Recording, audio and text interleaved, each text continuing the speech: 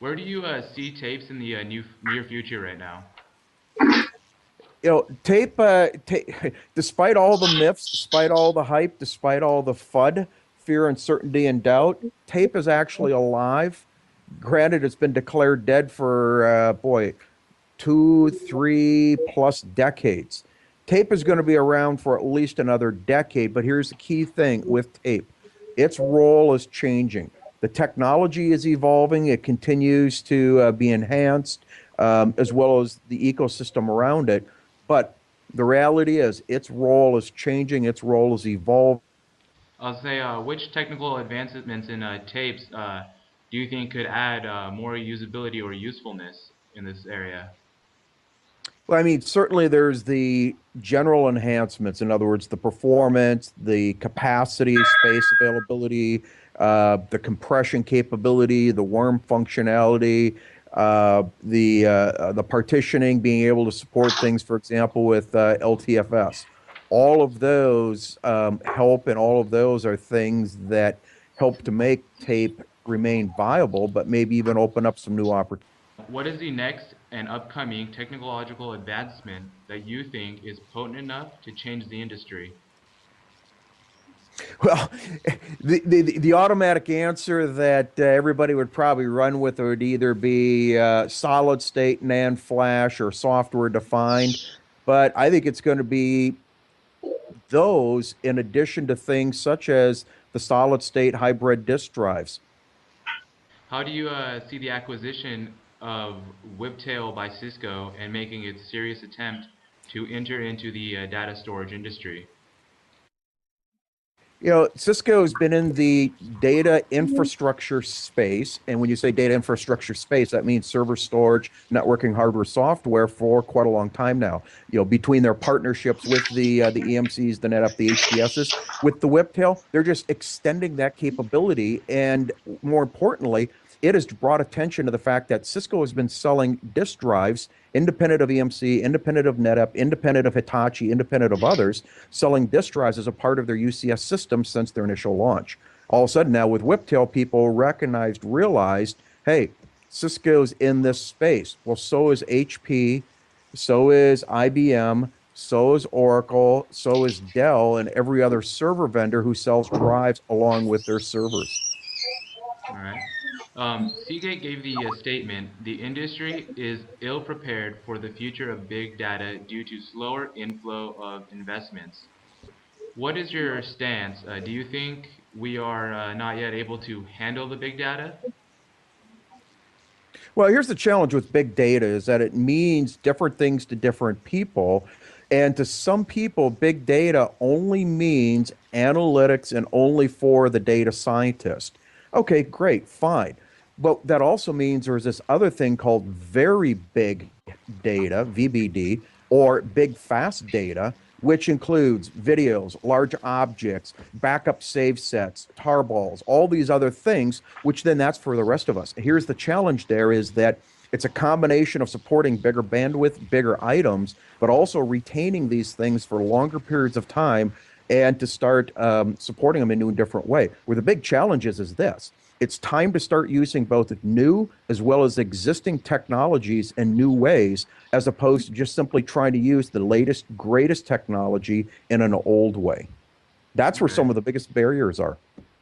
So then, how do you see the future of the big data and the role of the data tapes in it? Do you think that they'll Well, there continue? again is, if we look at big data, and I tend to look at big data in a pragmatic view. In other words, it's not exclusive to any one sector per se space. There's different aspects to big data.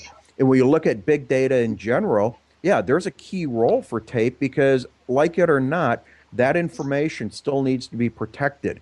Maybe not a particular analysis, but the core data that you're running analysis on that needs to be protected on different mediums. And again, that's where you start to see tape used in different way, protecting the master gold copy, but then maybe keeping that fast, quick reference data on a disk, on a system where it can be analyzed, processed very, very quickly.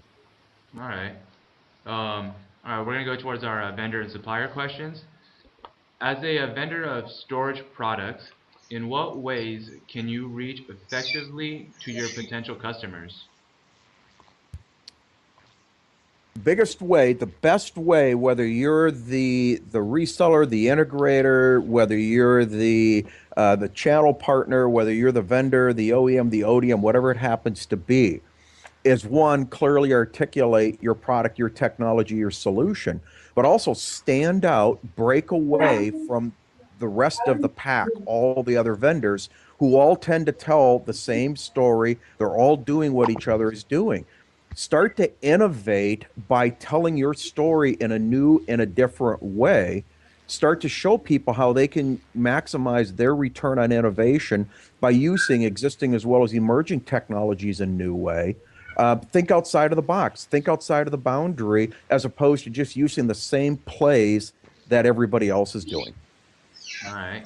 But what are the important things to consider for a consumer of storage products as well as for the suppliers?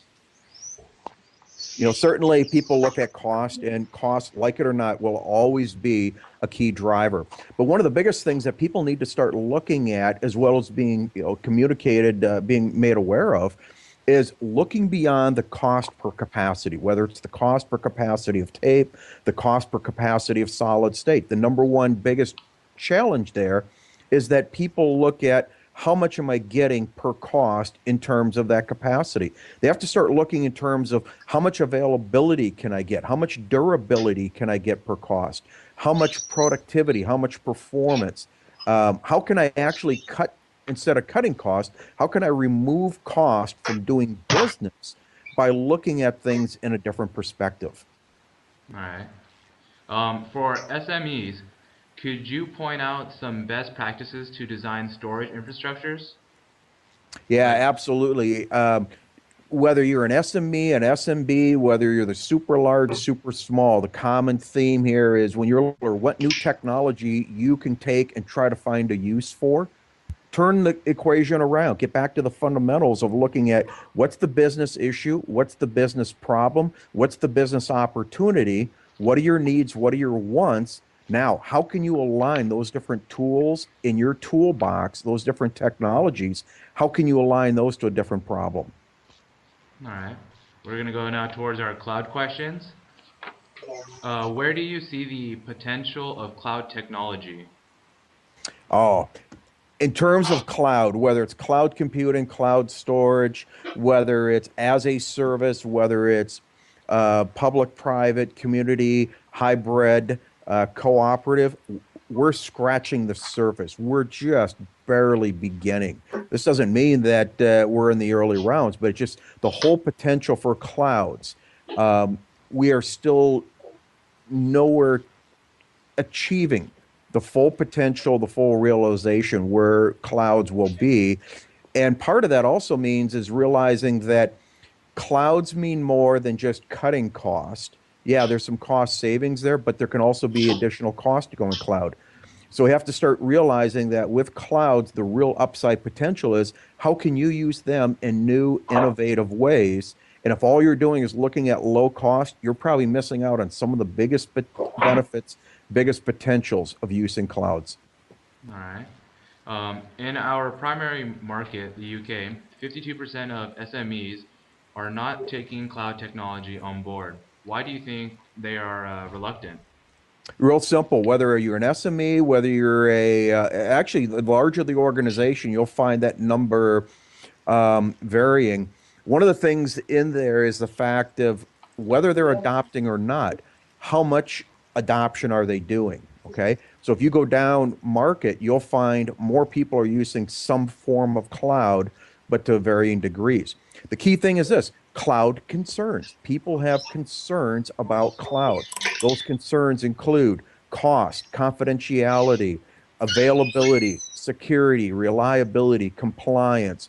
All these different things are concerns of people that come up in cloud conversations. So what they have to do is identify what are your concerns around cloud. If you can identify what those concerns are, compliance, cost, confidentiality, security, availability, reliability, all these different things. The first step is figure out what your concerns are. Then you can start making some determination of are they real concerns or just lack of education or things that have to be worked around.